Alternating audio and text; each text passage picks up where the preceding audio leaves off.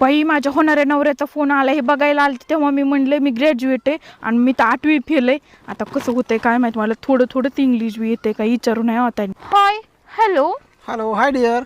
High How are you? Good very nice. Okay. Have you breakfast? हो आताच मी break घेतला होता. थोडं काम केलं पुन्हा ब्रेक घेतला. आता मी ब्रेकवरच आहे. आता रानात जायच्या अगोदर थोडा ब्रेक घेतला आणि मग रानात जाणार आहे. अच्छा. बरं मी काल तुला एक मेल केला होता मला पॅन डिटेल्स पाठव म्हणून, तर तू पाठवलं नाही का? हो मी तुम्हाला मेल वापस पाठविलाय बघा ना तुम्ही.